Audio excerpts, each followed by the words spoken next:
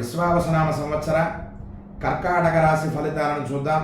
కర్కాటక రాశి కర్కాటక లగ్న ఫలాలు రెండు విడివిడిగా చెప్పడం జరుగుతోంది కాబట్టి కర్కాటక రాశికి ముందుగా చూద్దాం. పునర్వసు నక్షత్రం 4వ పాదం, పుష్యమి 4 పాదాలు, ఆశ్లేష నక్షత్రం 4 పాదాలు కలిపి కర్కాటక రాశిలో ఉంటాయి.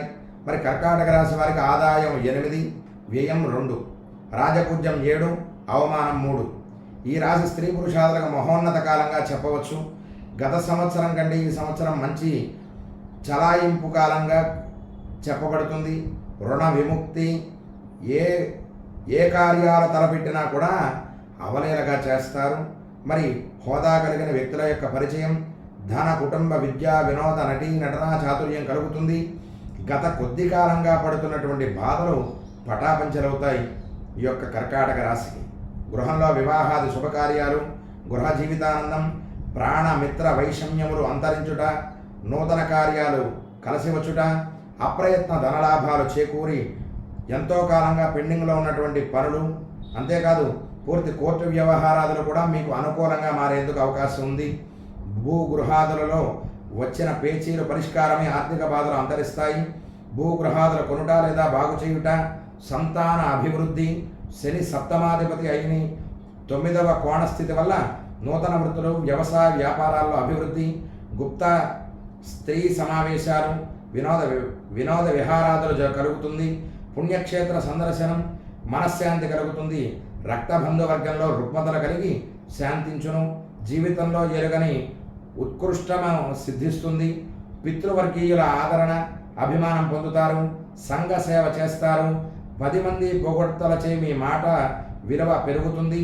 బంధువర్గంలో వారిని మించిన ఆలోచన పటిమచే ఎలాంటి క్లిష్ట పరిస్థితినైనా సమస్యనైనా సాధించి ఘనతను పొందుతారు. మరి ఈ యొక్క కర్కాటక రాశి ఫలాన్ని ఆ విధంగా చెప్పి మరి ఈ యొక్క కర్కాటక లగ్నానికి వారికి శని జరగబో 2.5 సంవత్సరాలు కూడా భాగ్యములు ఉండట వల్ల తండ్రి ఆరోగ్యంపై శ్రద్ధ వహించాలి. బంగారం పెట్టుబడులు అంతగా యోగించవు. దుర్లాభాలు ఊహించని రీతిలో రావు. సోదర సోదరీలతో సఖ్యతలు అంతంత మాత్రంగా ఉంటాయి. శత్రు రోగ రుణబాధలు అధికముగా పీడిస్తాయి.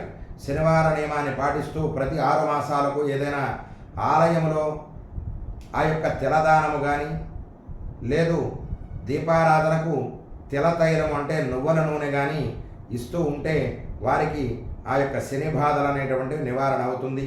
ఈ సంవత్సరం గురుడు మే 14 వరకు లాభంలో సంచరించుట, తృతీయ సప్తమ దృష్టి వల్ల నిద్రాహారాములు మంచిగా యోగించును. మే 14 తర్వాత వ్యయంలో ఉండటం వలన దైవ కార్యములకు సత్కర్మలకు కొంత ధనం వ్యయమగును. గృహభూ ప్రయత్నాలు అప్రయత్నముగా ఫలిస్తాయి. అష్టమ గురు దృష్టి వల్ల అష్టమ రాహు దోషాన్ని పరిహారం చేయును. రాహు అష్టమంలో ఉండటం వలన కొన్ని కార్యములు ఆటంకములు తొలగును. 9 ఆదివారాలు 9 గారెలు పేదలకు పంచిన ఎడల రాహుదోషం పరిహారం అవుతుంది. అంతేకాదు రాహు భూత భయాన్ని కలగజేస్తాడు. కేతువు కుటుంబ స్థానంలో ఉండటం వల్ల కుటుంబ శాంతి కలుగుతుంది. కాబట్టి ఈ యొక్క కర్కాటక లగ్న ఫలాన్ని మనం తెలుసుకున్నాం.